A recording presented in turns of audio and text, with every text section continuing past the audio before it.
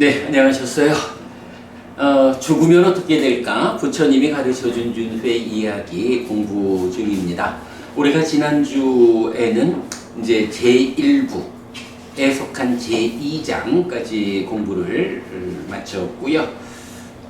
그래서 지난주에는 이제 무엇보다 그 근본경전연구회의 공부 기준이 부처님 살아서 직접 설한 가르침인가? 라는 이 질문에 대해서 대답하는 주제로 공부를 했고요. 자, 이제 오늘은 제2부 스승입니다.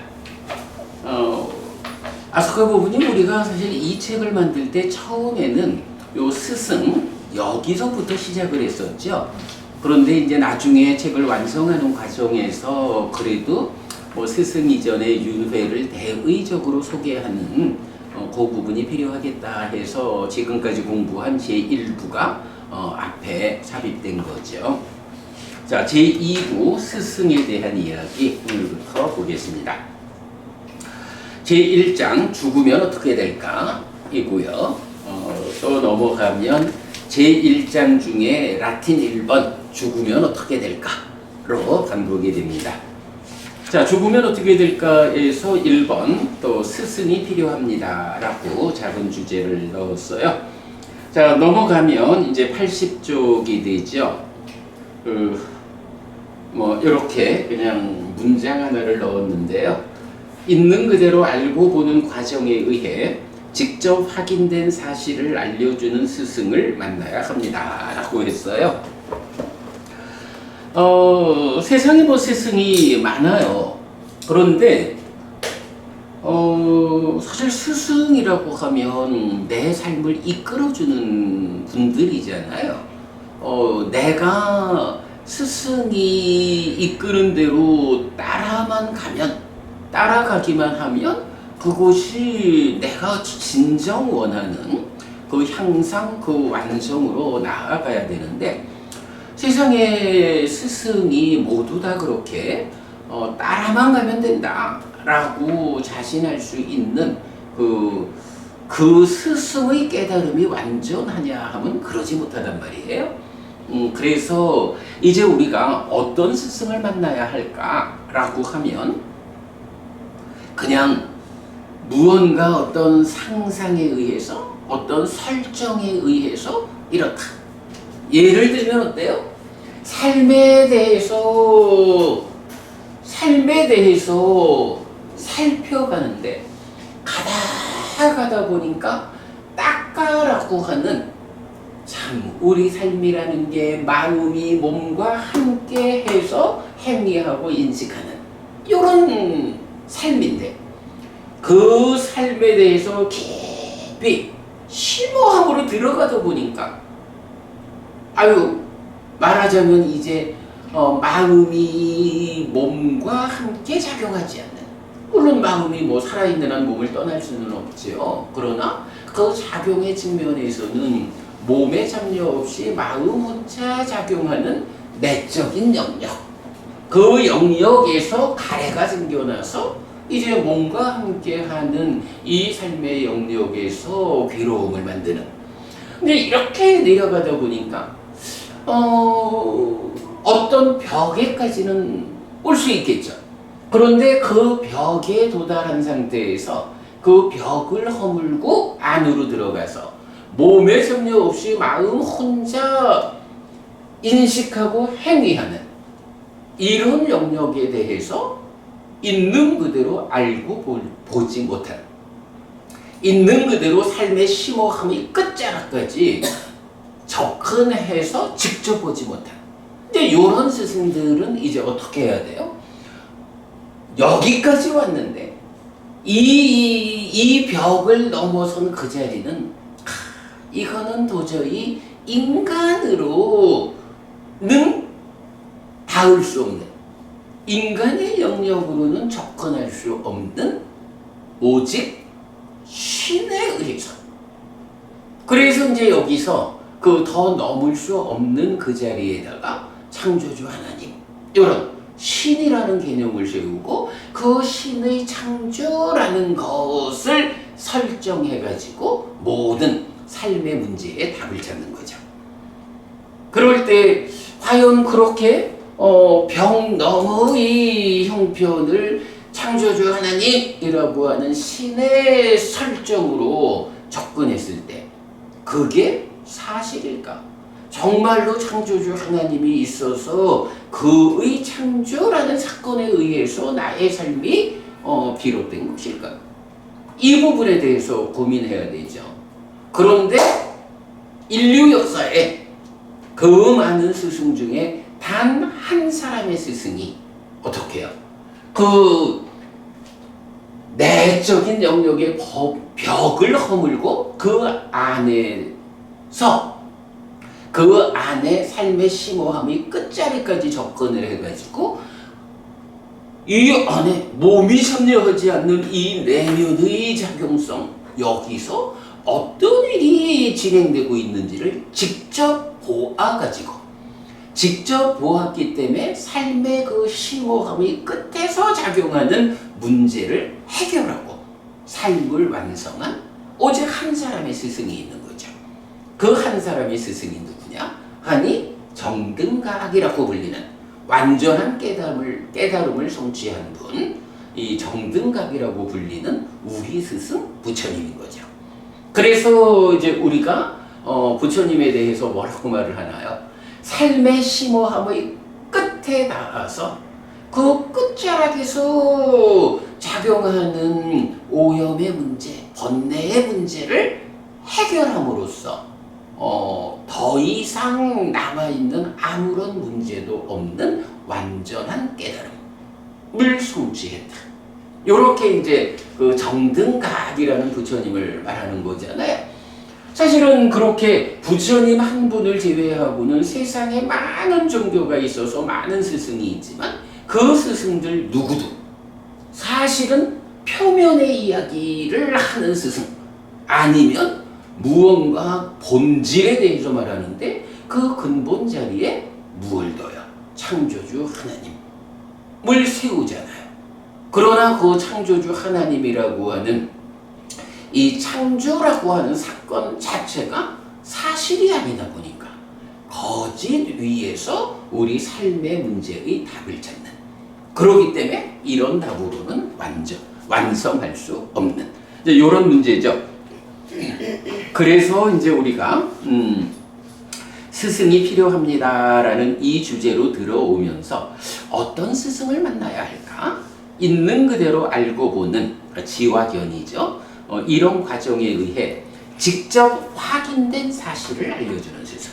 그냥 도저히 접근이 안 되니까 우리 힘으로 접근할 수 없다 하면 이건 신의 영역이지. 이렇게 확인하지 못하고 신을 세우는 이런 스승이 아니라 그 벽을 넘어서서 삶의 심오함의 끝자락을 직접 보아가지고 해결한, 그래서 그 길을 이끄는 스승, 그런 스승을 만나야 한다. 그런 스승이 누구다? 부처님이다.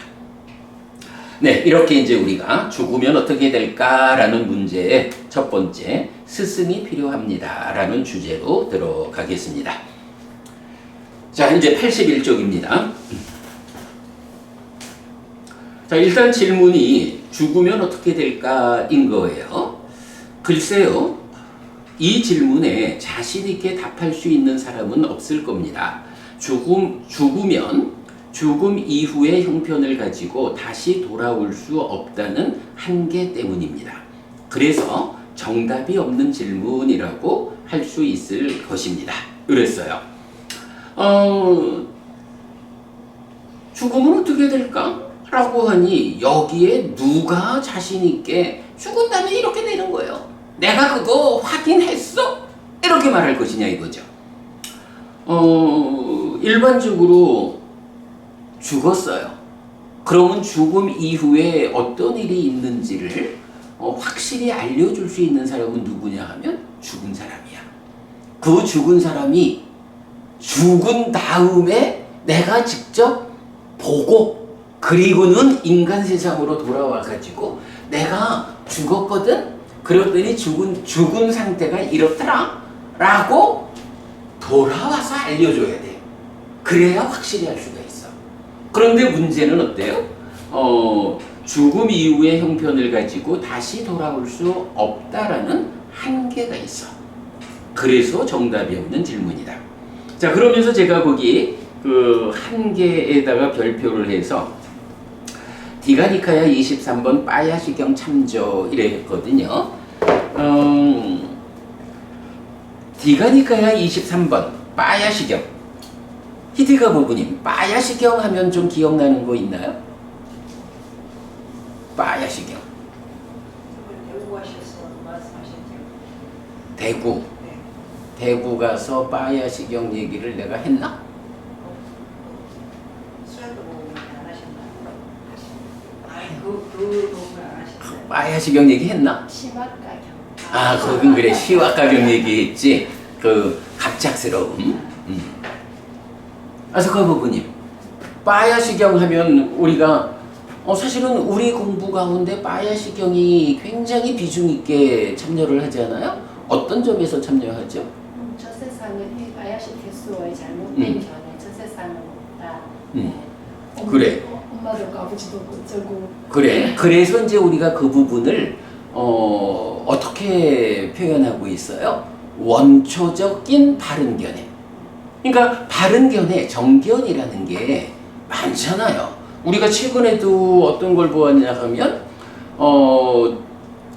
고진멸도 사성제에 대해서 모르는 건 무명이어서 연기해서 괴로움으로 나가고 그 고진멸도 사성제를 아는 거는 탈 정도의 정견이어서 고멸로 나가고 정견이라는 건 굉장히 다양하게 나와요.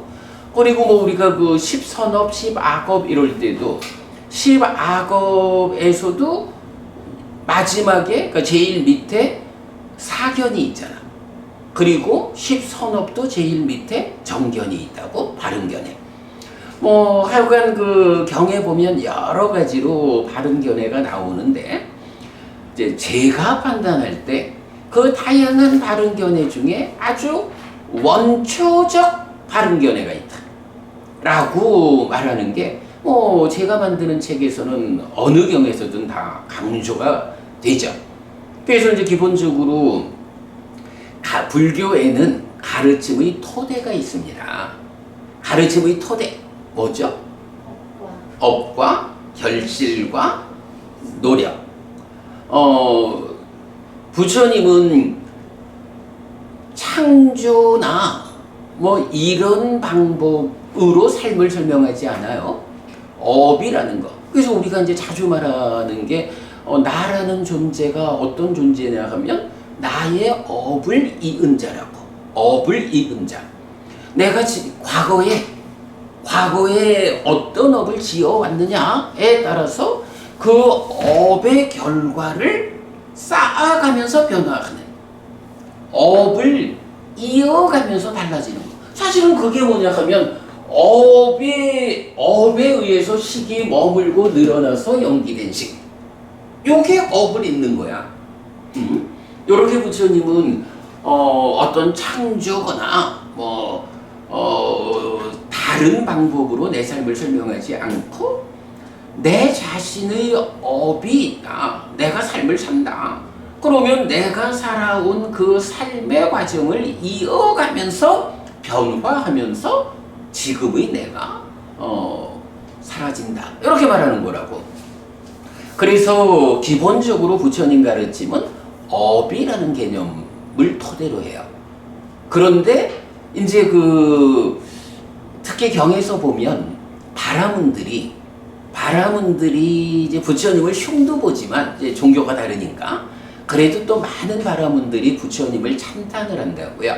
부처님을 찬탄할 때 뭐라고 하냐 하면 사문고따마는 업을 말하는 사람이고 결실을 말하는 사람이다. 이렇게 말을 해요. 그러니까 업에 의해서 나의 삶이 진행된다. 그리고 결실을 말한다. 업은 내가 어떤 행위를 하면 이 행위에 따르는 결실이 있다. 씨를 뿌리면 그 씨가 자라나가지고 열매를 돌려주듯이. 또 요걸 우린 뭐라 해요? 업에는 과와 보가 따른다. 이렇게 말하는 거잖아. 경숙법부님, 여해신법부님, 우리가 어떤 행위를 하잖아요. 행위를 한다면 업을 짓는 거잖아. 그럴 때 그냥 행위하면 그걸로 지나가고 마는 거지 뭐. 요렇게 우리 삶을 보면 안 되죠. 내가 몸과 말과 마음으로 행위를 한다, 업을 짓는다라고 하면 내가 짓는 이 업이 어떤 업이냐에 따라서 거기에 따르는 과와 복, 이런 결실이 있단 말이죠. 그래서 이제 우리가 오늘 아침에도 아시반다카푸타경에서 그랬고, 어제 아침에도 사랑하는 자경, 자기보호경에서 다 그랬고, 몸과 말과 마음으로 단속하는 자는 훌륭하다, 이렇게 말하는 게 뭐냐 하면, 몸과 말과 마음으로 악업을 짓는다. 달리 말하면 10악업이죠. 10악업이라는 게 어떤 거냐고요. 과도보도 괴로움이어서 지옥으로 이끄는 힘을 가지는 거라고. 그러니까 과도보도 괴로움이어서 지옥으로 이끄는 힘을 가지는 10악업은 피해야 돼요. 그런가 하면 과도보도 행복이어서 하늘로 이끄는 힘을 가지는 10선업은 적극 실천해야 해요. 그러면 이렇게 10악업을 피하고 10선업을 적극 실천한다. 요걸 뭐라고 하냐 하면 업을 단속한다, 이렇게 말하는 거고, 자기보호경에서 부처님은 몸과 말과 마음으로 단속하는 자는 훌륭하다, 사두, 이렇게 말씀을 하신단 말이죠.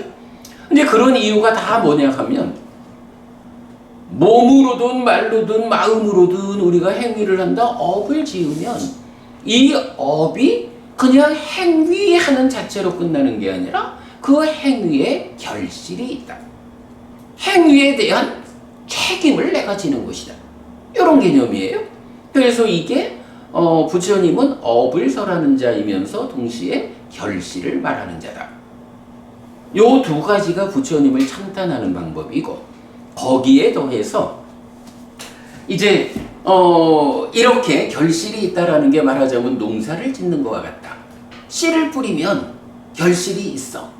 그런데 우리가 씨를 뿌릴 때 아이고 대충 알아서 그러하지? 요렇게 씨를 뿌려놓고 잘 관리하지 않으면 보통 풍작을 거두긴 어렵죠. 흉작을 거두겠죠. 그러나 우리가 농사를 지으면서 기대하는 바는 분명히 풍작을 거두고 싶은 거야. 그러면 그 풍작을 위해서는 우리가 어떻게 해야 돼요? 씨를 뿌리고 곡식을 거둘 때까지 지속적으로 풍작을 거두기 위한 우리의 역할, 노력이 들어가야 되잖아요. 업을 설하고 결실을 설하는 이런 부처님이 이제 과거의 부처님들도, 미래의 부처님들도, 지금 우리 부처님도 동일하게 설하는 가르침이 있다. 그게 뭐냐? 업이고 결실이고 노력이다. 과거, 미래, 현재의 모든 부처님들이 이렇게 업을 중심으로 결실과 풍작을 거두기 위한 노력, 세 가지를 말하니까 이제 우리가 그거를 그 내용을 표현하기를 가르침의 토대다. 업과 결실과 노력이라는 세 가지 가르침의 토대가 있다. 그러면서 이런 가르침의 토대 위에서 이제 정견, 삶에 대한 바른 시각을 가져야 그때 우리의 노력이, 그죠? 시각이 잘못되면 어떤 노력을 해도 이게 바른 방향으로 이끌리지 않잖아. 그래서 이런 세 가지 토대 위에서 바른 견해가 필요한데, 그 바른 견해가 다양하게 나타나지만 그 중에 원초적인, 그러니까 바른 견해라 하면 우선은 이렇게 보는 것부터 시작해야 돼 라고 말하는 것을 이제 우리가 원초적 바른 견해, 이렇게 표현하거든요. 아소카 부부님, 그럼 그 원초적 바른 견해 1번 저세상은 있다. 여신 부부님, 저세상은 있다라는 얘기는 뭐지? 저세상은 있다. 저세상은 있다라는 얘기는 지금 이 몸, 지금 살고 있는 건 이 세상이잖아. 그러면 저 세상이라는 건 뭐야? 죽은 다음에 만약에 보통 세상 사람들이 말하듯이 죽음은 끝이요, 윤회라는 거 없어, 이래 되면 우리한테 이 세상이 끝난 다음에 저 세상이라는 게 있을 수가 없잖아. 왜냐하면 죽음은 끝나는 거니까. 부처님이 한마디 저 세상은 있다 이렇게 말하는 거에 의해서 부처님은 단견은 사실이 아니고 죽은 다음에 우리가 또 태어나야 한다. 이 몸으로 살아가다가 이 몸이 무너져 죽은 뒤에 저 세상이 있어서 새로운 몸으로 또 태어나서 지금 나의 삶을 연장해 간다. 이렇게 말하는 게 윤회잖아. 그러니까 저 세상은 있다라는 단 한마디에 의해서 윤회한다 라는 것을 부처님 선언했죠. 자, 그러면 원초적인 발언견의 1번 저 세상은 있다, 윤회한다. 2번 뭐죠? 화생하는 중생은 있다. 화생하는 중생은 있다. 히티가 부부님, 화생은 뭐야? 화생. 그죠? 테란 스파 중에 화생이요. 그럼 왜 부처님이 테란 스파 다 말하지 않고 화생만 얘기를 했을까? 라고 보면 테란습이라는 건 사실은 우리 눈에 보이는 거야. 그죠? 뭐 태생, 난생, 습생이라는 게 인간과 짐승 요 범주니까 이거는 부처님한테 안 물어봐도 돼. 태생, 난생, 습생은 우리도 보아서 알 수 있는 거야. 그러니까 물어볼 필요가 없어. 근데 화생이라고 하는 존재는 사실은 우리 눈에 안 보이잖아. 그리고 지금 우리가 말하는 거지만 죽은 다음에 형편을 가지고 돌아와서 알려주는 사람이 없으니까 사실 죽은 다음에 어떻게 되는지를 우리가 모른단 말이야.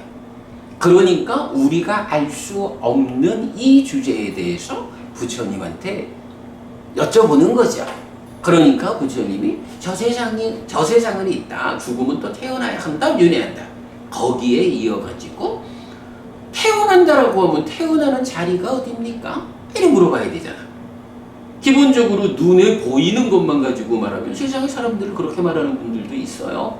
윤회를 하기는 하는데 어디로 윤회하느냐? 또 인간으로 오거나 짐승으로 가거나. 오직 태어나는 자리를 축생과 인간 두 가지로만 말하는 사람도 있거든요. 그건 그런 이야기는 뭐냐 하면 태생, 난생, 습생으로 구성된 인간과 축생은 있는데 화생이라고 말하는 지옥과 아기와 천상이라는 이 화생이라는 존재에 대해서는 보이지 않는 걸 뭐 어떻게 보이는 것만 믿어 이런 개념인 거야. 그럴 때 부처님이 뭐래 해요? 거기에서 답을 주는 게 화생하는 중생은 있다. 그대들 눈에는 보이지 않지만 깨달음의 눈에 의해서는 지옥도 아귀도 천상도 이런 화생하는 중생들이 보인다. 볼 수 있다. 그러니까 화생도 있다라고 알아라. 그럼 화생하는 중생이 있다 하니까 이제 존재들이 어떤 존재야? 테란습이라는 인간과 축생 거기에 화생이 포함돼 가지고 지옥, 아귀, 천상 이래 되니까 합쳐놓으면 지옥, 축생, 아귀, 인간, 천상이라는 5갈래의 태어남의 자리가 그 한마디 화생하는 중생은 있다라는 한마디에 의해서 저 세상이 있어서 윤회한다, 태어난다, 태어나는 자리가 이렇게 5갈래다. 이걸 말해주는 거죠. 그러면 원초적 발언견의 세 번째가 업에는 과와 보가 따른다. 네, 업에는 과와 보가 따른다 라고 해서 이제 바로 그건 거예요.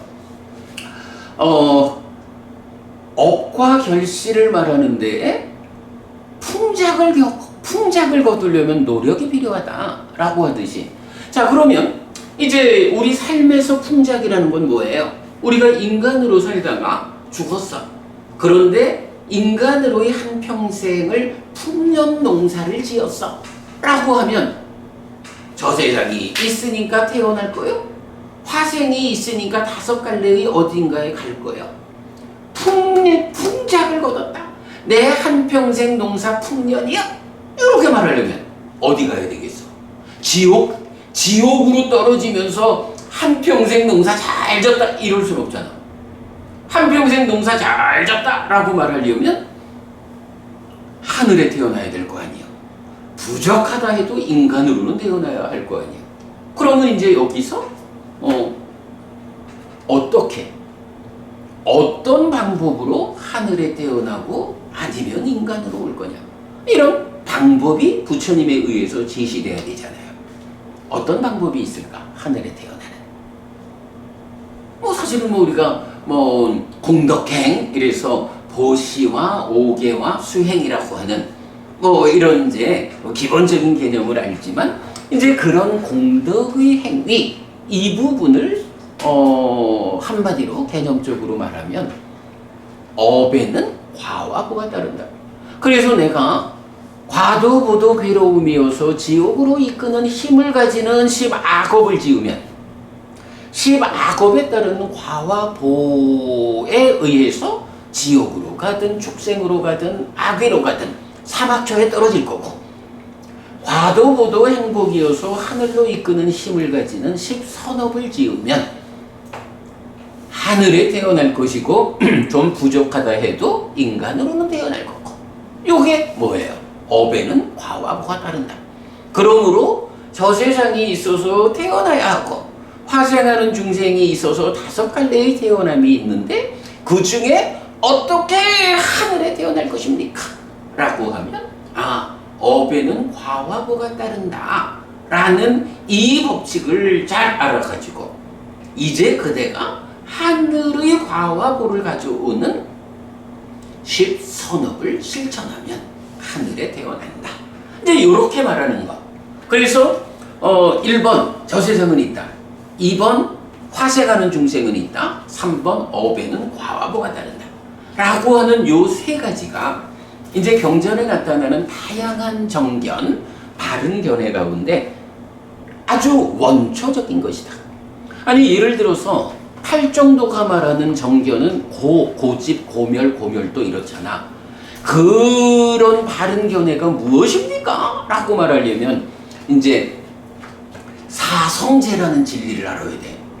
사성제라는 진리를 알으려면 삼법인을 알아야 되고 연기를 알아야 되고 팔정도를 알아야 이것들이 가득 채워질 때 사성제라는 진리가 나오잖아. 어려워. 되게 어려워. 그러니까 이렇게 팔정도의 정견에 대해서는 아주 심도 있는, 정말로 삶의 핵심을 꿰뚫는 그 진리성으로 접근되는 바른견해요. 근데 이런 바른견해 없이는 또 깨달음으로 못 가지. 그러나 모든 사람들이 다 그렇게 깨달음 외길로 이래 나갈 수만은 없다고. 또 우리처럼 함께해서 공부를 하지 못하는 사람들도 많다고. 그러면 이제 그런 고차원적인 진리의 관점에서의 바른견해도 중요하지만 당장 급한 거, 누군가가 있어 근데 공부할 형편도 안 돼. 그러면 히티카 부부님 뭐라고 해줘야 되겠어? 그 사람 보고 고집, 고멸도라는 이런 견해를 가져야 해요? 이렇게 말해가지고는 사실 어렵잖아. 그런데 한마디, 법부님에 대해서 신뢰가 있는 사람이다, 내 말을 잘 믿을 수 있는 사람이다 라고 할 때 법부님이 늘 잘 하시는 내용이지만 법부님이 그분한테 내가 부처님 공부를 하는데 부처님이 어떻게 살아야 한다? 삶에 대해서 어떤 시각을 가져야 한다? 라고 말씀하시냐 하면 저 세상이 있다라고 하셨어. 당신이 요렇게 살다가 죽는다고 해서 끝나는 거 아니거든. 그러니까 또 태어나는 줄 알아야 돼. 그런데 화생하는 중생이 있어 라고 해서 당신이 죽으면 또 태어나는 그 자리가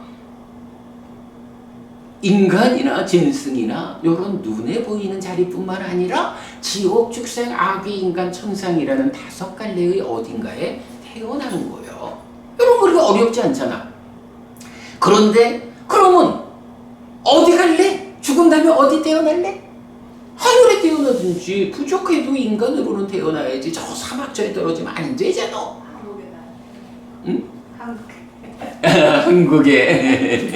한국의 꿈이 소박해서 그러면 그렇다면 어떻게 살아야 당신이 하늘에 태어날 거요? 아니면 좀 부족하다 하면 한국에 태어날래? 이렇게 말할 수 있는 거야. 그때 바로 업에는 과와 부가 따른다라고 부처님 말씀하셨거든요. 그래서 이렇게 10가지로 그 악업이 있어요. 이거는 괴로움을 만들고 지옥으로 이끌거든요. 그런 다른 그러니까 생명을 해치거나 주지 않는 것을 갖거나 바람을 피거나 이런 10가지 악한 업은 피해야 합니다. 다른 건 몰라도 이거는 피해야 합니다. 라고 직접 말해줄 수 있잖아.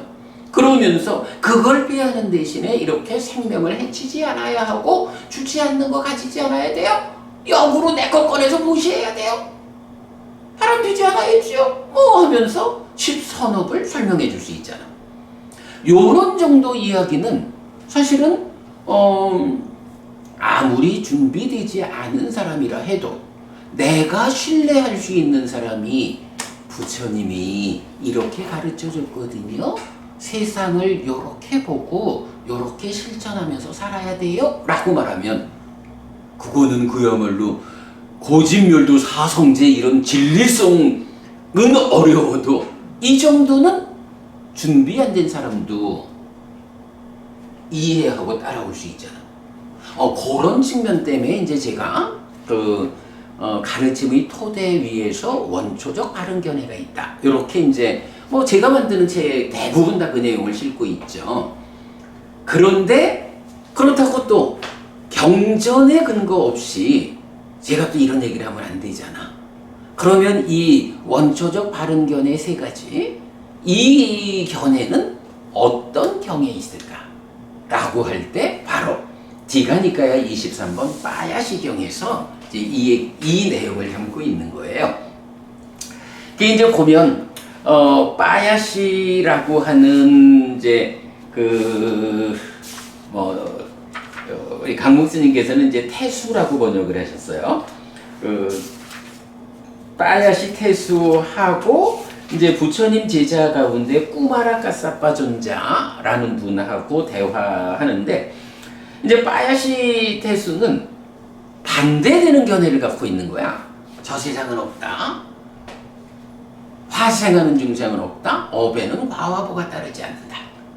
그러니까 이제 그런 주장을 가지고 꾸마라 까사빠 존자를 만나서 대화를 하는데 이제 꾸마라 까사빠 존자가 그건 사실 아니고요. 이렇게 부처님께서 말씀하시듯이 저 세상은 있고 화생하는 중생이 있고 업에는 과와부가 따른다고 요렇게 삶을 보는 것이 바른 견해입니다. 라고 알려준다고.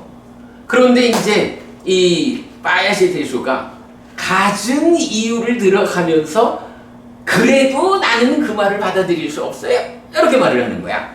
그래가지고 이제 꽤 여러 가지의 이유를 들어가지고 꾸마라 까사빠 존자가 자 비유하자면 이렇습니다 라고 비유를 들어가면서 그러므로 당신이 갖고 있는 그런 견해를 버리고 부처님이 알려주는 이런 3가지 원초적 바른 견해 이런 견해를 받아들여야 됩니다 라고 이끌어주는 경이 빠야시 경이거든요. 근데 이제 그 중에 보면 자 오늘 우리가 죽으면 죽음 이후의 형편을 가지고 다시 돌아올 수 없다는 한계가 있다 이렇게 말했잖아요. 그러면서 그거를 빠야시 경을 참조하라 이랬는데 빠야시 경에서 이제 꾸마라 까사빠 존자가 다양한 비유를 통해서 빠야시 태수를 이제 설득을 하는데 이제 그 비유 가운데 보면 이제 몇 가지 비유에서 이제 이런 이야기가 나와요. 처음에 보면은 이제 태수니까 이제 권력이 있는 사람이잖아. 그러면 뭐 죄수가 됐든 뭐 이런 이제 죽어야 하는 사람들한테 가서 당신이 죽으면 죽은 다음에 저 세상이 있는지 요거를 나한테 와서 좀 알려주겠나? 네, 알려드리겠습니다. 이래고 이제 죽은 거야. 그런데 꾸마라 가사바 존재한테 아니 내가 여러 사람한테 죽은 다음에 저 세상이 있는지 있으면 돌아와서 나한테 좀 가르쳐줘, 알려줘 라고 부탁을 했는데 아무도 돌아와가지고 알려주지를 않아요. 그러니 저 세상에 없는 거죠. 이제 요렇게 이제 논리를 펴는 거예요. 그러면 이제 꾸마라 가사바 존자는 왜 죽은 사람이 다시 돌아와가지고 내가 죽은 다음에 어디에 태어났어요? 라고 저 세상에 있어서 태어났다는 것을 알려주지 않는지 요거를 설명하거든요. 그래서 이제 보면 몇 가지 이제 경우가 있어. 보면 분뇨 구덩이에 빠진 사람의 비유 이래가지고 어떤 사람이 이제 똥구덩이에 빠진 거야. 똥구덩이에 빠진 사람을 이제 옆사람들이 그래 꺼내가지고 잘 목욕을 시키고 새 옷을 입혀줬어. 여의신부부님, 똥구덩이에 빠졌다가 나와가지고 목욕을 잘하고 새 옷을 입었거든. 그런데 어떤 형편이 있으니까 저기 잠깐 그 똥구덩이에 좀 다시 들어갔다 와요. 이러면 가겠어요? 왜 안 가? 한번 경험했기 때문에. 어쨌든 싫은 거야, 그치? 경험을 해봤기 때문에 거기 똥구덩이 들어가면 무슨 꼴을 당하는지 알잖아. 그러니까 이제 말하자면 인간으로 이 세상을 하늘에 태어난 사람 입장에서는 똥구덩이와 같은 거야. 그래서 인간 100년을 똥구덩이 속에서 살다가 그나마 그 가운데에서 노력을 해가지고 이제 똥구덩이에서 나와가지고 목욕하고 새 옷을 갈아입고 하늘에 탁 태어났거든. 그런데 나 죽기 전에 그 빠야시 태수가 죽은 다음에 또 태어나면 나한테 와서 좀 알려주세요. 이렇게 얘기를 했으니까 내가 그러겠다라고 약속을 했는데 그러면 똥구덩이로 도로 들어가서 빠야시 태수를 만나서 알려줄까? 이렇게 생각을 하면 아이고 저 똥구덩이를 내가 어떻게 또 들어가나 이래가지고 못 온다는 거야. 언제 비유를 하자면 이런 비유도 있고 또 이제 경우에 따라서는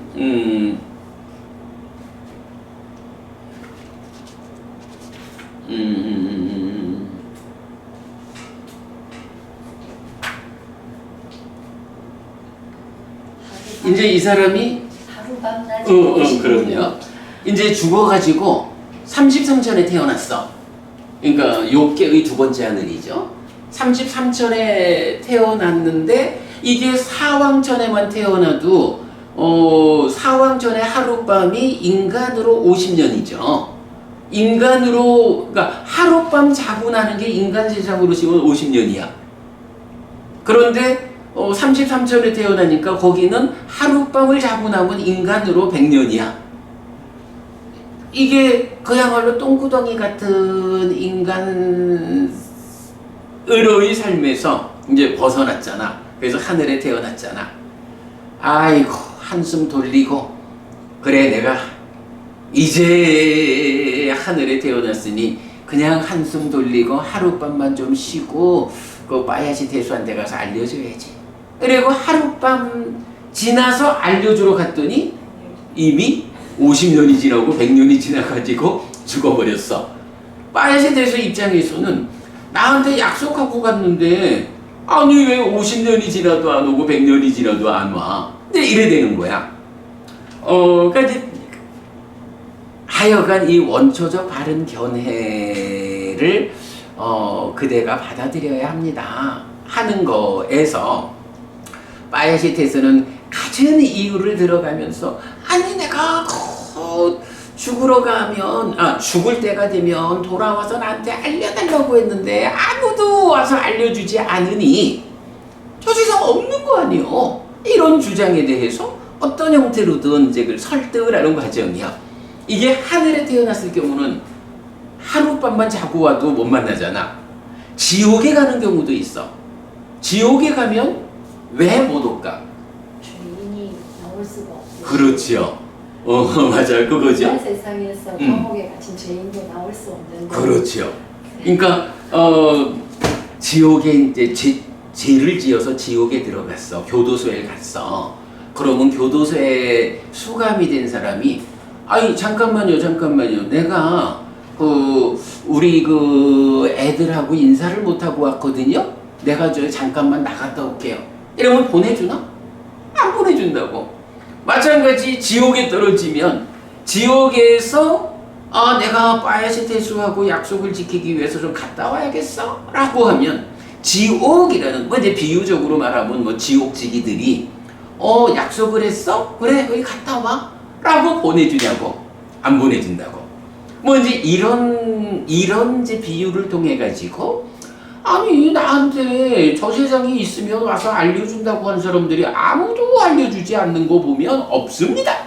이렇게 말하는 빠야시 태수의 고집을 이런 비유로 왜 죽은 사람들이 죽음 이후 저 세상에 태어난 그 상황을 와서 알려주지 못하는지 하는 것을 이제 설명하는 비유들이 몇 개가 있는 거예요.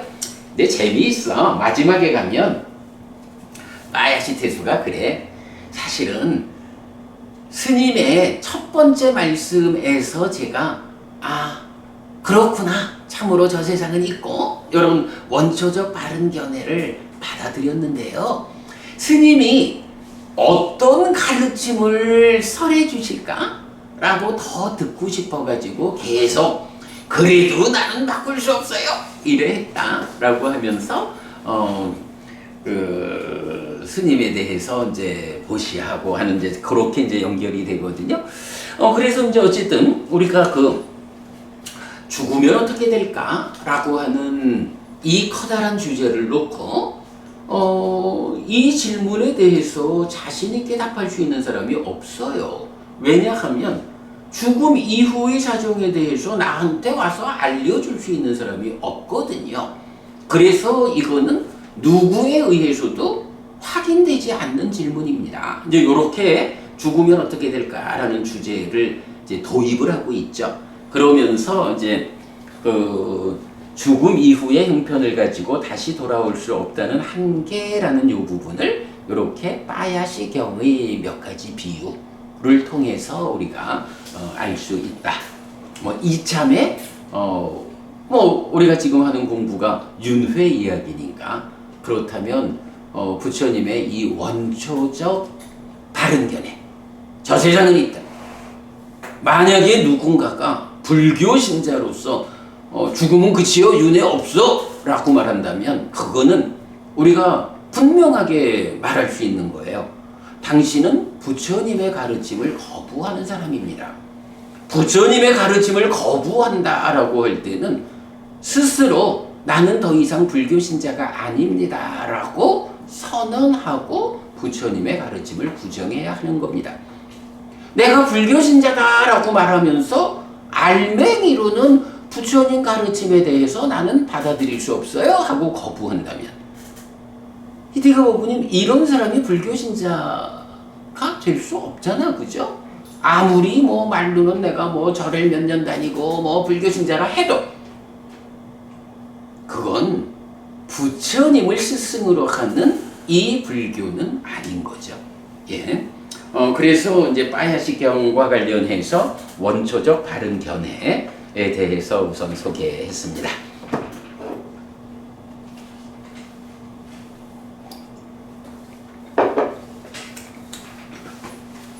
자, 이제 넘어갑니다. 아마도 이 질문에 대한 대답은 두 가지가 될 것입니다. 확인할 수 없음, 즉 답이 없는 문제이니 답을 구하지 말고 그냥 살자는 것과 그럼에도 불구하고 답이 필요하니 어떤 방법을 찾아보자는 것입니다. 답을 구하지 않고 그냥 사는 것도 방법이 됩니다.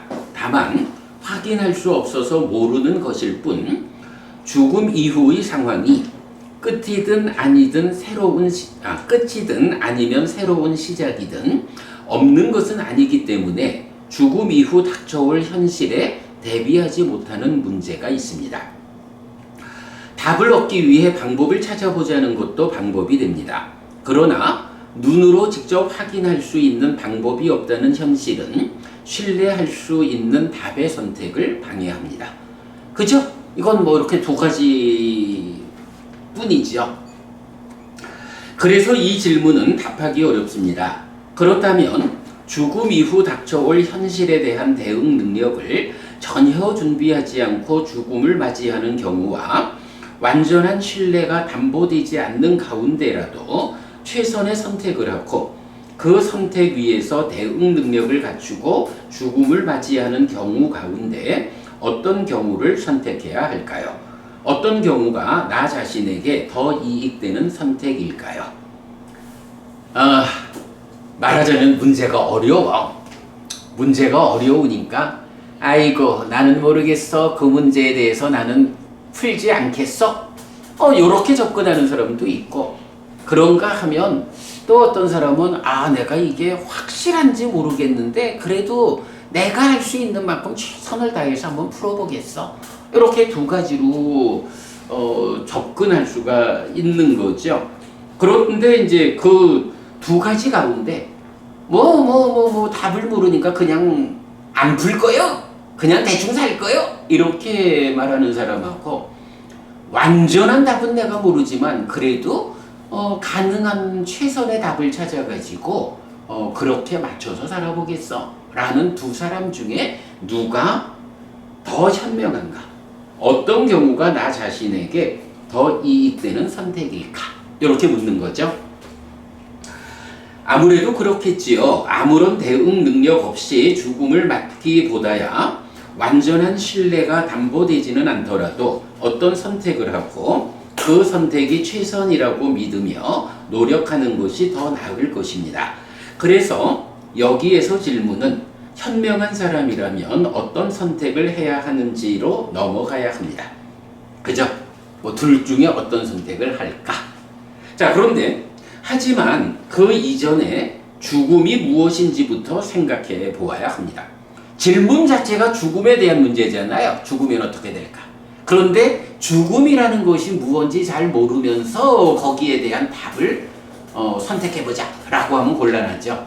그러니까 죽음이 무엇인지부터 생각해 보아야 합니다. 죽는다는 것은 무엇인가요? 사전, 표준 국어 대사전은 명사, 죽는 일, 생물의 생명이 없어지는 현상을 이른다 라고 정의합니다. 그런데 누가 죽지요? 그렇습니다. 논리가 필요치 않은 이 질문의 대답은 나입니다.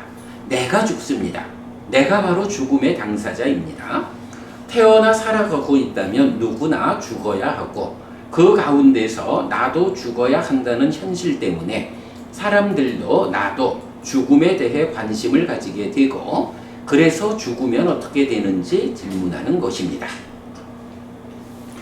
그러면 나는 누구입니까? 나에 대한 다양한 시각을 말하지 않더라도 나는 내 몸과 내 마음이 함께하여 세상을 만나는 삶의 주인공입니다. 마음 없이 몸 혼자 나라고 말할 수 없고 몸 없이 마음 혼자 나를 주장할 수 없습니다. 몸과 마음 외에 나를 구성하는 다른 요소들은 훨씬 더 철학적, 종교적 영역이니 여기에서 굳이 언급하지 않아도 좋겠습니다. 다만 그림, 나는 누구인가, 나의 개념의 확장을 소개하는 것으로 대신합니다. 이 주제에 대해서는 초기 불교 백일법문 등에서 많이 설명하고 있으니까 참고하시라 했고요. 자, 그러면 이제 요 그림이 있죠. 나는 누구인가, 나의 개념의 확장 요래했는데, 어저께 우리 부산불교 의사회 법회에서도 또 이야기를 했고, 사실은 불교가 고화고멸의 문제인데, 그 괴로움의 당사자가 누구냐? 최상의 개념은 고화고멸이지만, 거기에 수반되는 누가 그 괴로움의 당사자냐? 누가 아프냐? 라고 하는 나는 누구인가? 라는 이 질문은 답 없이 갈 수는 없죠. 그런데 이제 세상에서는 사실 불교 안에서도 보면 나는 누구인가? 라는 것을 최상위의 개념으로 답을 찾으려고 노력하는 사람들을 많이 보게 되죠. 그런데 우리는 하여간 이 부분에 대해서는 뭐 명확한 입장이죠. 고화고멸, 괴로울 것인가 행복할 것인가, 이것이 부처님인 한 불교 안에서 최상위 개념이다. 그리고 그러한 괴로움의 당사자가 누구냐? 나다. 그래서 나에 대해서 알지 못하고는 이 괴로움을 이해할 수 없고 그 괴로움을 소멸할 수 없다 라는 것 때문에 나는 누구인가 라는 문제에 답을 찾아야 되는데, 경석법부님, 나는 누구인가 라고 한번 찾아 나서 볼래요? 이게 말이지, 나는 누구인가 라는 이 문제에 대한 정확한 답을 찾고자 하면 아마도 골백 번 고쳐 죽어도 답을 찾기 힘들 거야. 부처님이 왜 위대하냐? 고와 고멸의 문제를 해결했다. 그래서 고멸을 실현했다. 그 고멸이 실현되었다라는 데서는 나라고 하는 이 존재성에 수반되는 괴로움, 그 존재성의 완전한 해소를 통해서 고멸이 완성되는, 어쨌든 이렇게 그 나라고 하는 존재에 대한 완전한 답을 갖추지 않고는 이 고멸을 실현할 수 없다고, 깨달을 수 없다고. 그러기 때문에 부처님 같은 분이 나는 누구인가에 대한 답을 아는 분이라. 이거를 웬만해서는 아마도 뭐 요즘 보니까 여해신보부님이 공부를 잘하는 분이야.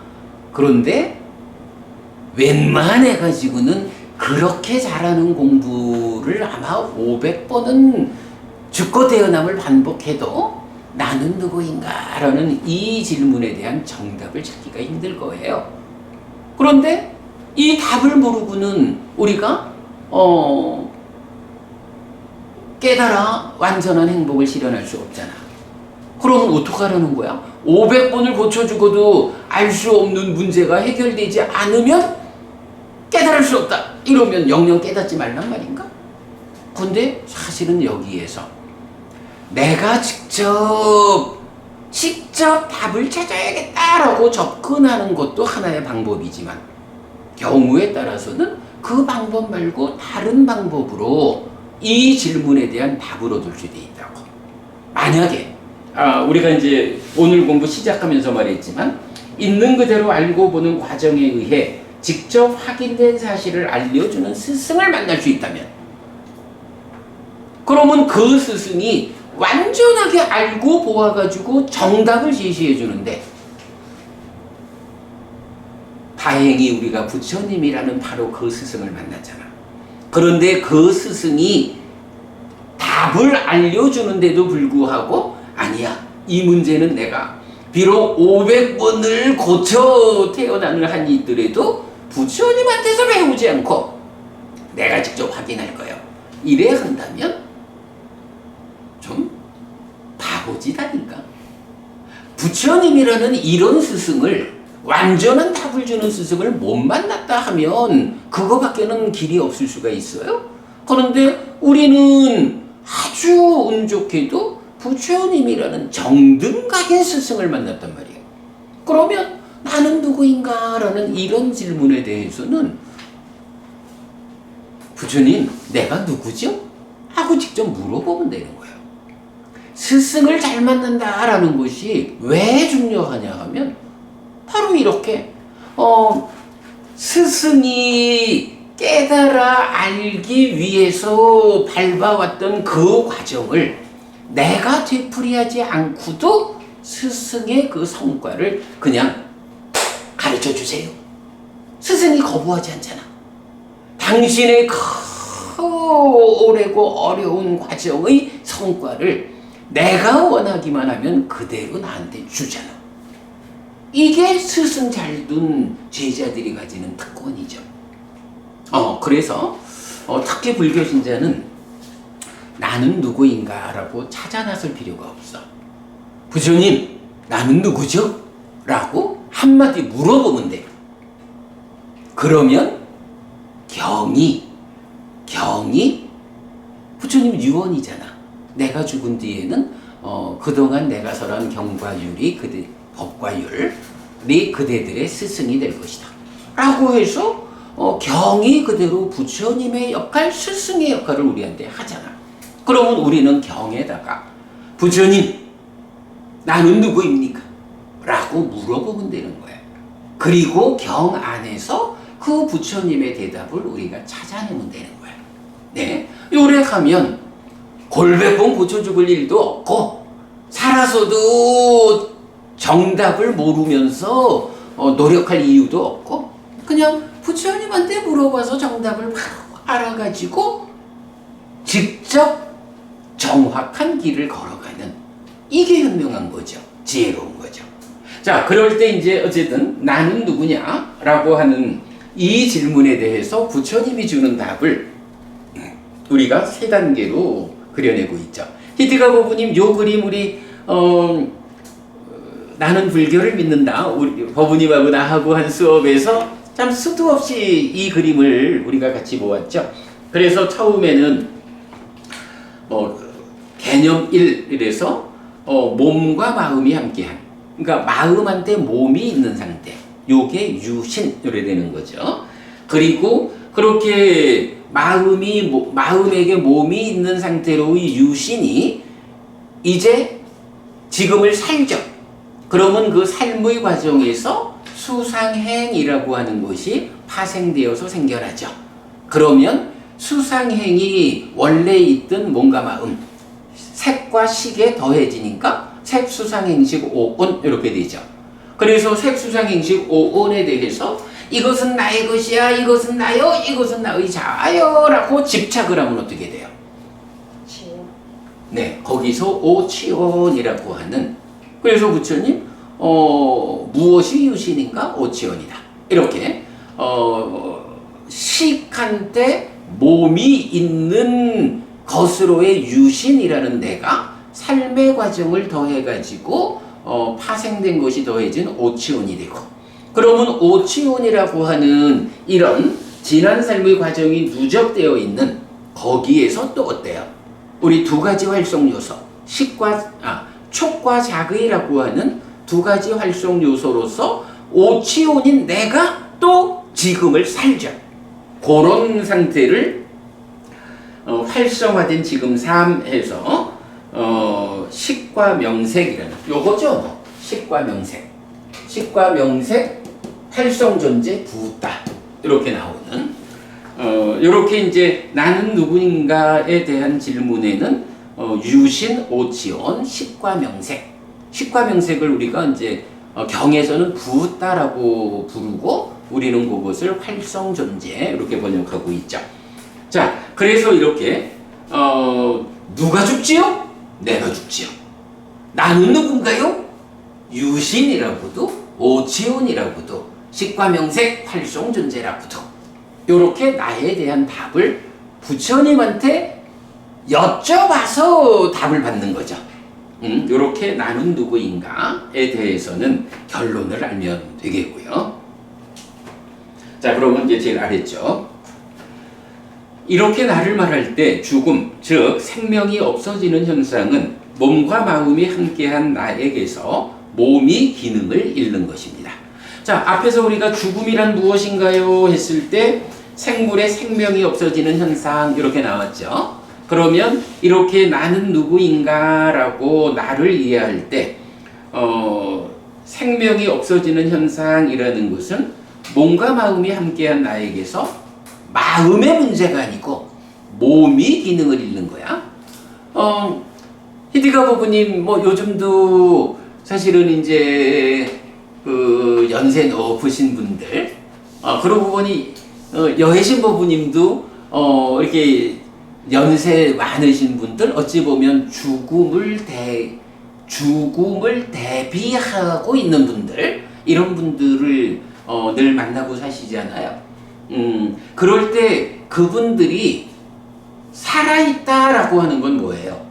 그 마음이 식이 살아있다 이렇게 말하는 거 아니거든. 식이 몸과 함께하는 요런 나라는 입장에서 몸이 아직까지 기능을 유지하고 있다. 요것이 몸이 기능을 유지하고 있을 때 살아있는 거죠. 죽었다라고 하는 게 마음이 죽는가? 아니죠. 예, 몸이 기능을 다했다. 몸이 더 이상 몸으로의 역할을 하지 못할 때 그것을 죽었다. 이렇게 말하는 거죠. 예, 그래서 몸이 기능을 잃는 것입니다. 물질로 구성된 이 몸뚱아리가 더 이상 나의 몸으로 기능하지 않게 되면 죽었다고 말하는데 죽으면 어떻게 될까의 질문은 이 시점에 적용되는 문제 제기입니다. 그죠? 몸이 무너져 죽으니까 그러면 그렇게 몸이 무너진 이후 더 이상 나라고 하는 존재 상태를 유지하지 못할 때 그때 어떻게 됩니까? 요걸 묻는 게 죽으면 어떻게 될까라는 질문의 요지죠. 이렇게 접근하면 답은 의외로 간단합니다. 몸이 기능하지 않아 죽으면 1. 마음도 함께 소멸하여 삶이 완전히 끝나거나 아니면 2. 마음은 소멸하지 않고 새로운 몸과 함께 새로운 삶을 시작하거나 둘 중에 하나이기 때문입니다. 말하자면 나의 삶이 죽음으로 끝나거나 아니면 죽는다고 해도 마음이 새로운 몸과 함께 새로운 내가 되어 나의 삶을 이어가거나 하는 것입니다. 둘 중에 하나겠죠? 어쨌든 몸이 무너져 죽었다 라고 하면 마음도 몸 따라 죽고 말거나 아니면 마음은 몸이 죽었다 해도 끝나지 않고 또 새로운 몸을 만나서 삶을 이어가거나 둘 중에 하나지 뭐. 이거 말고 다른 경우는 없죠. 네. 그러나 이렇게 이것 아니면 저것이라고 죽은 다음에 대해 이야기하는 것은 무책임한 접근이라고 해야 합니다. 누구도 피해갈 수 없는 죽음이고 죽음 이후에 어떤 현실이 닥쳐오든 나 자신이 감당해야 한다는 사실 때문에 이런 무책임한 접근을 허용할 수는 없습니다. 이렇게 1. 확인되지 않으면서 2. 확인하지 않으면 무책임하다는 비난에 처하는 이 곤란한 문제가 바로 죽으면 어떻게 될까의 문제입니다. 그죠? 아니 이게 죽음이라는 게 만약에 나의 문제가 아니고 나의 문제가 아니고 너의 문제이기만 하다면 그 얘기는 우리 곁에서 죽는 너야 많지만 나는 영원히 안 죽을 거야. 이렇다면 죽은 다음이 이렇게 되든 저렇게 되든 별 상관없어요. 이거 아니면 저거겠지 그렇게 알고 있으면 끝이지 뭐. 근데 문제는 이게 남들의 문제만이 아니라 나의 문제이기도 하다고. 결국은 오래지 않아가지고 나도 남처럼 죽어야 한다고. 죽은 다음에 어떻게 되는 거지? 라는 이 문제가 남들만의 문제가 아니고 나의 문제이기도 하단 말이에요. 그러면 이렇게 나의 문제이기도 한 이 질문에 대해서 이거 아님 저거요? 요렇게 대답을 한다 하면 이건 정말 무책임하죠. 죽은 다음에 어떤 일이 닥쳐올지 아무런 대비도 할 수 없는 요런 상황이 되니까 우리가 그럴 수는 없는 거잖아요.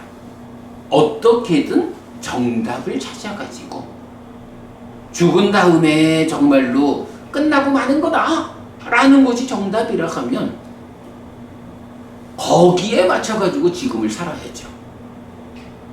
그러나 죽은 다음에 끝나지 않고 또 다음 생이 이어진다라고 하면 거기에 맞춰 살아야죠. 아니 죽으면 어떻게 되는가라는 것이 우리가 관심 갖는 이유가 뭐예요?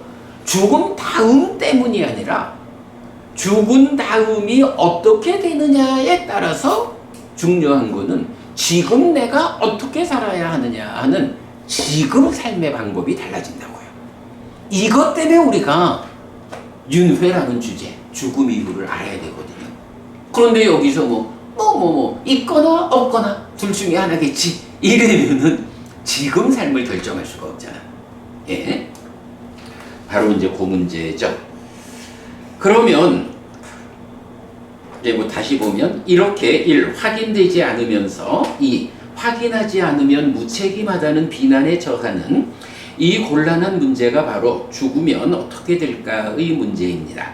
그러면 내 눈으로 직접 확인하지 않으면서도 확인할 수 있는 방법이 있습니까? 그래서 삶에 대해 무책임하다는 비난을 모면할 수 있게 되는 방법은 있는 것입니까? 그죠? 그렇습니다. 방법이 있습니다. 바로 스승입니다. 내가 보지 못하는 죽음 이후에 대해 바르게 보아 알려주는 스승이 있다면 직접 확인하지 않아도 사실을 알 수 있고 그 사실에 맞게 살아가면 삶에 무책임하지 않을 수 있습니다. 물론 있는 그대로 알고 보는 과정에 의해 직접 확인된 사실을 알려주는 스승을 만나야 한다는 점은 놓치지 않아야 합니다. 지금 그래서 우리가 제2부가 스승이잖아요. 아까 원초적 발현견의 마야시경 얘기를 하면서도 결국 필요한 게 뭐예요? 저 세상이 있나요? 이 세상이 있습니까? 라는 질문은 우리가 부처님한테 안 해도 돼요. 히티카 부부님, 그 답을 우리가 모르나? 이 세상이 있다라는 거를 우리가 모르나? 지금 내가 살아가는 게 이 세상이잖아. 그러니까 그거는 부처님한테 부처님 이 세상이 있나요? 이렇게 물어보면 부처님이 뭐 어떻게 대답을 해야겠어? 그런데 저 세상이 있는가? 라는 이 주제에 대해서는 우리가 모른다고. 세상 누구도 사실은 이걸 확인해 줄 수 없다고. 마야시경에서 그렇게 주제를 다루는 것도 누구도 내가 가서 보니까 있더라 라고 돌아와서 확인해 줄 수 없는 그런 문제이기 때문에 그렇게 길게 설해지고 있다고요. 그러니 이거 어쩌겠어. 다른 방법이 없죠.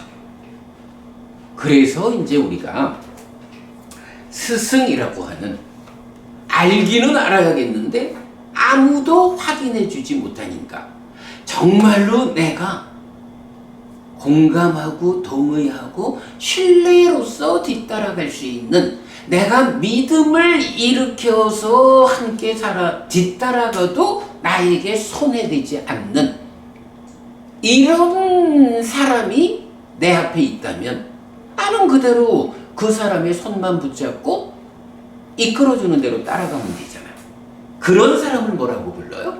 스승이라고 부르는 거죠. 그래서 바로 이런 스승한테 여쭤보지 않으면 답을 할 수 없는 문제에 답을 찾기 위해서는 스승을 만나야 한다. 요게 이제 기본적으로 나오는 거예요. 그래서 세상에 우리가 초중고등학교를 다니는 것도 다 따지면 스승의 문제고요. 그것을 넘어서 가지고 이런 삶에 대한 이런 믿음으로서 접근해야 하는 문제들도 사실은 다 스승의 문제예요. 세상에 굉장히 많은 스승이 있어가지고 다양한 종교라는 이름으로 이런 주제들에 대한 답을 주고 있죠.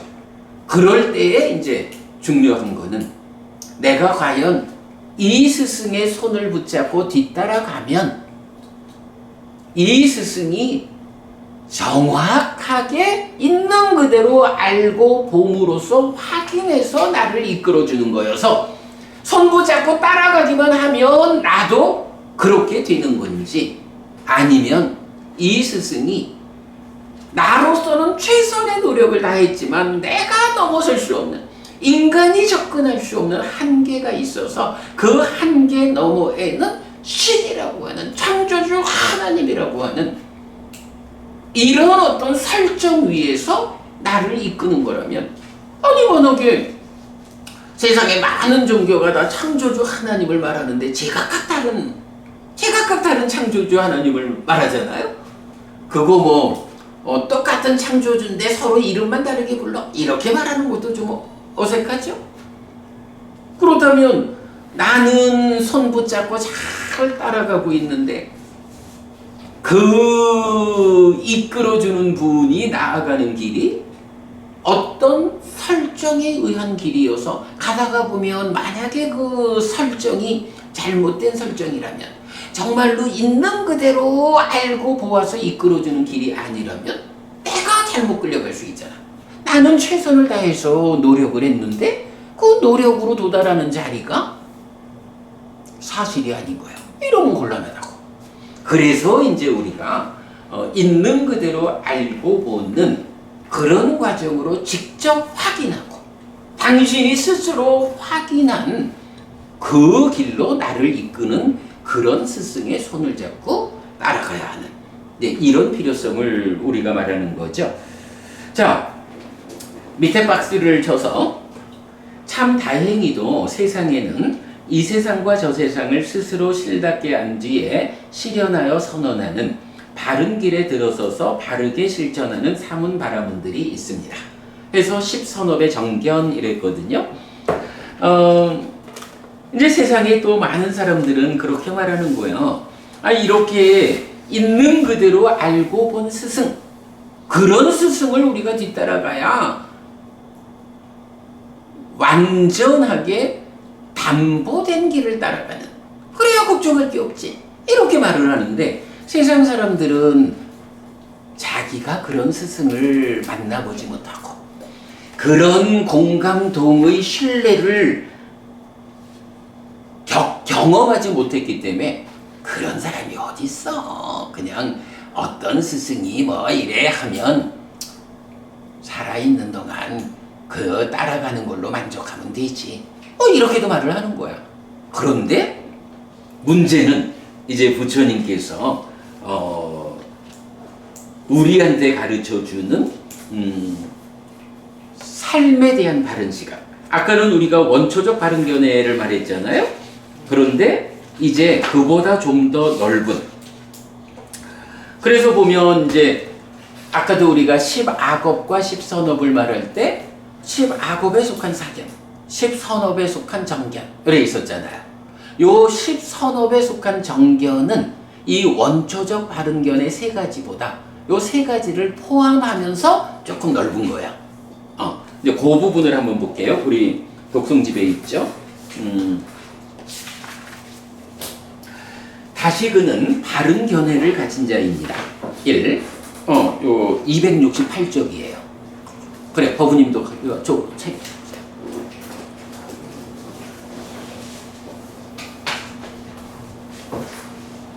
268쪽.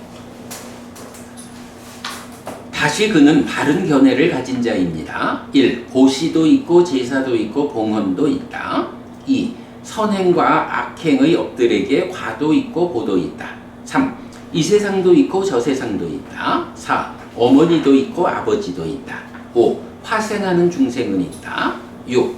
세상에는 이 세상과 저 세상을 스스로 실답게 안 뒤에 실현하여 선언하는 바른 길에 들어서서 바르게 실천하는 사문 바라문들이 있다라고 바르게 보는 자입니다. 라고 해서 바른 견해가 무엇냐라고 하니, 자 여기에서 보면 어때요? 세 번째가 이 세상도 있고 저 세상도 있다. 원초적 바른 견해에서 저 세상은 있다. 요거죠. 다섯 번째가 화생하는 중생은 있다. 그리고 두 번째가 선행과 악행의 업들에게 과도 있고 보도 있다. 요 세 가지가 뭐예요? 원초적 바른 견해죠.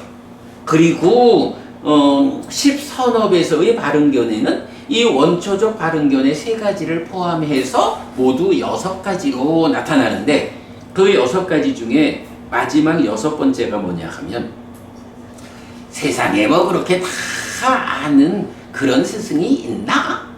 라고 할 때 있다! 이렇게 말하는 거예요. 세상에는 이 세상과 저 세상을 스스로 실답게 안 뒤에 실현하여 선언하는 바른 길에 들어서서 바르게 실천하는 사문 바라문들이 있다. 요렇게 바르게 보는 것이 바른 견해를 가진 것이다. 이렇게 말해주거든요. 자, 그러면 이제 오늘 우리가 그 스승이라는 주제에서 죽으면 어떻게 될까라는 이 질문에 대해 가지고 어떻게 그 답을 찾아야 됩니까? 라는 데에서 바로 스승을, 어떤 스승을요? 있는 그대로 알고 보는 과정에서 직접 확인된 사실을 알려주는 스승, 완전한 깨달음 정등가 부처님, 이런 스승을 만나야 합니다. 그런데 이런 스승이 세상에 있을까? 이렇게 질문할 수 있는 거죠. 많은 사람들은 그런 스승은 없어 이렇게 말하지만 이제 우리가 십선업의 정견에서 부처님 그런 스승이 있어 라고 말해주는 거죠. 참 다행이죠. 참 다행히도 세상에는 이런 스승이 있습니다. 네. 그래서 일단 이런 스승을 만나야 되고 이런 스승이 세상에 있어. 지금은 어디 있나요? 몸으로 함께 하진 않지만 경으로서 스승의 역할을 해주고 있죠.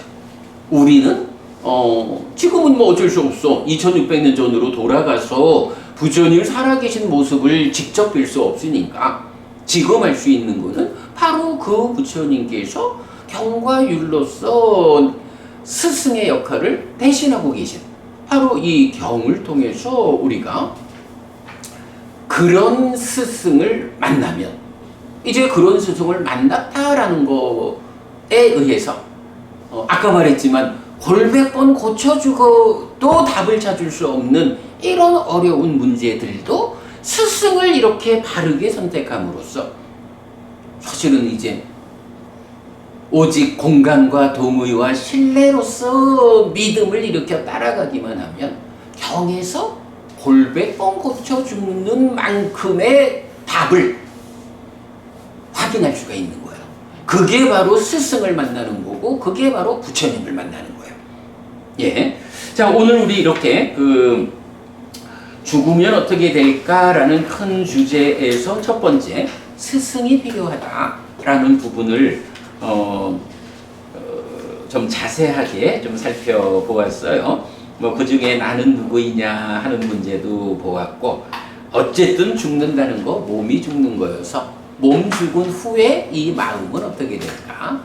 그 부분을 100% 정답을 알려주는 스승이 있다. 이렇게 스승이 필요합니다라는 주제까지를 보았고요. 이렇게 오늘 공부 마무리하죠.